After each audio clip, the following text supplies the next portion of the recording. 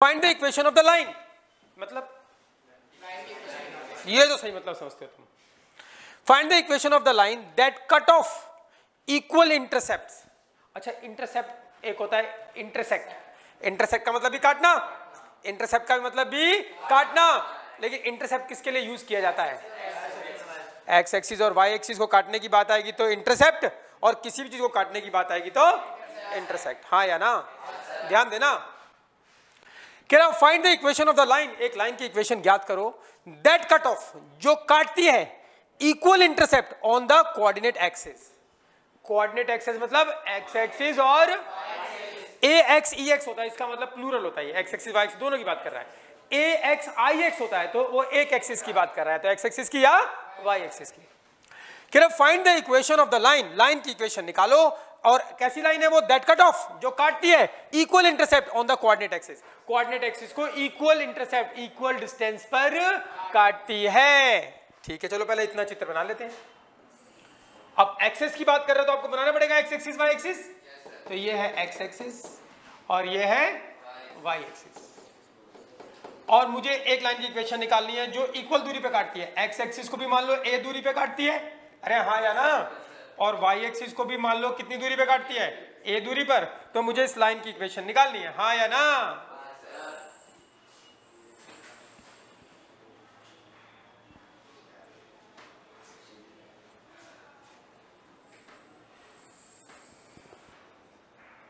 ठीक है भाई, इस लाइन की इक्वेशन निकालनी है। इस लाइन की खास बात क्या है? क्या करती है ये? इक्वल इंटरसेप्ट काटती है, यानी एक्स एक्सिस को भी उतनी दूरी पर और वाई एक्सिस को भी कितनी। मैंने क्या दूरी मान ली? ए, क्या मान लो? बी, क्या मान लो? डी, हाथी बकरी कुछ भी मान लो, क्या फर्क पड़ेगा? कोई भी सिंबल दे दो दूरी को, बस ये रखा है कि इक्वल दूरी पे काटती है, लेकिन वो दूरी कितनी है? 2 है, 3 है, 4 है, ये नहीं बता रखा। ठीक है भाई, आगे पढ़ते हैं। Find the equation of the line that cut off equal intercept on the coordinate axis, वो coordinate axis को equal दूरी पर काटती है, and passes through the point 2 3, और किससे पास करती है? 2 3, कहीं भी प्लॉट कर दो, रफ फिगर है भाई, है ना? वो पास करती है 2 3, 2 3 चलो यहीं ले लेते हैं, ठीक है, और वो पास करती है किससे? 2 3 से। कोई दिक्कत भाई किसी को? अब इस लाइन की इक्वेशन निकालनी है। अब बता दो इसमें हाँ या ना? इसमें क्या? वैसे लाइन की इक्वेशन निकालने के लिए क्या चाहिए? एक पॉइंट और उसका स्लोप, ऐसे भी निकाल सकता हूं, लेकिन उसने इंटरसेप्ट की बात कर दी। किसकी बात? देखो ऐसे भी निकाल सकता हूं इक्वेशन को। ये कितनी दूरी है? ए, तो ये पॉइंट क्या होगा बोलो? ए 0। ये क्या होगा? पॉइंट 0 ए। यस और नो? तो इससे ही इक्वेशन आ जाएगी सॉल्व करके, लेकिन हम ऐसे नहीं निकालेंगे, हम तो इंटरसेप्ट फॉर्म से इक्वेशन निकाल लेंगे। अगर ये डिस्टेंस ए है और ये बी है तो इक्वेशन क्या होती है? x बाय ए प्लस वाई बाय बी बराबर 1, इंटरसेप्ट 2, इंटरसेप्ट फॉर्म। हाँ या ना? तो एक झटके में आंसर आएगा, लेकिन ये ए तो हमने अपनी तरफ से लेट करा है, फिर ए की वैल्यू भी निकालनी पड़ेगी। अरे हाँ, मैं ध्यान देना भाई, सभी यात्रीगण कृपया ध्यान दे, वरना दिमाग में आने वाला क्वेश्चन साइड से निकल जाएगा। ध्यान देना, ध्यान देना भाई।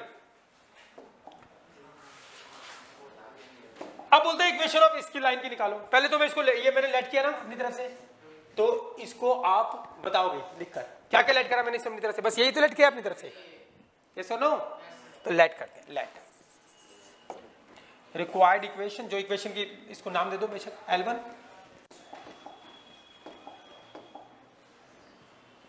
इसको नाम दे दो L1। तो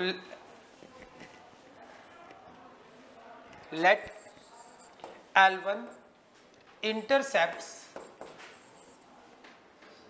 L1 intercept किसको? x axis and y axis at a distance कितने?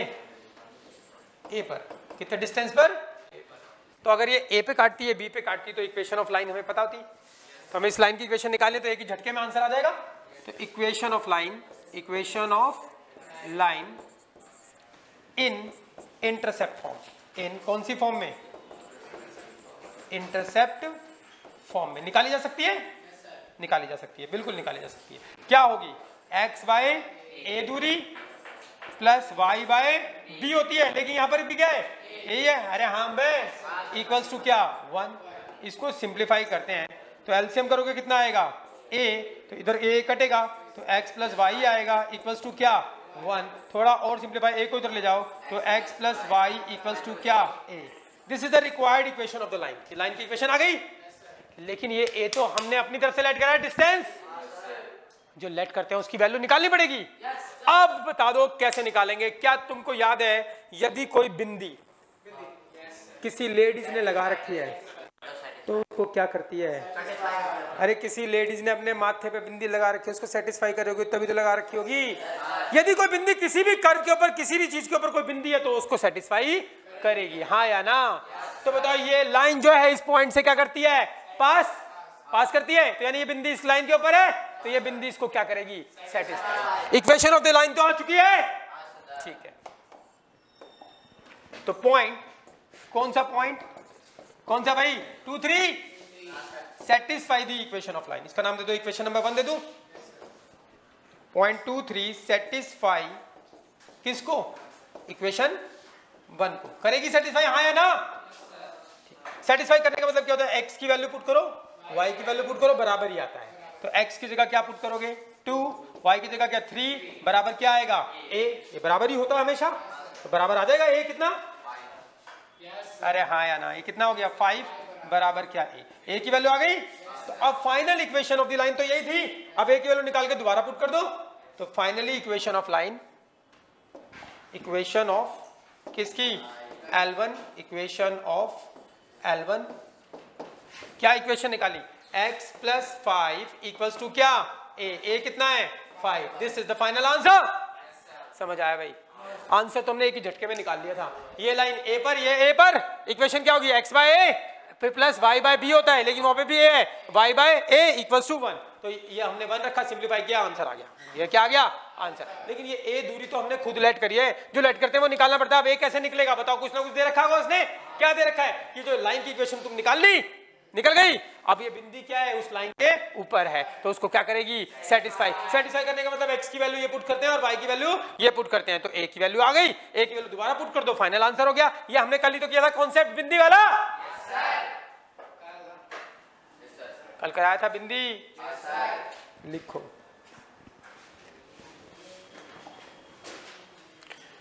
और जरूरी नहीं कि लाइन के ऊपर कोई बिंदी, सर्कल के ऊपर होगी तो उसको इक्वेशन सेटिस्फाई करेगी, पैराबोला के ऊपर होगी तो कोई भी इक्वेशन आ जाए, कोई भी इक्वेशन, उसको वो उसके ऊपर कोई पॉइंट है तो उसको सेटिस्फाई करेगा। नहीं तो अगर किसी लेडीज को बोल दो, नहीं मम्मी को बोल दो, मम्मी अच्छी नहीं लग रही बिंदी, नहीं अच्छा तुम्हारे से फर्क नहीं पड़ेगा। पापा बोले ना तुम्हारी मम्मी को बिंदी अच्छी नहीं लग रही, तो पक्का उतार के ना ड्रेसिंग टेबल के शीशे पे चिपका देगी और दूसरी लगा लेगा। हाँ जी अब ठीक लग रही है, तो ऐसे ही बोलेगी और क्या।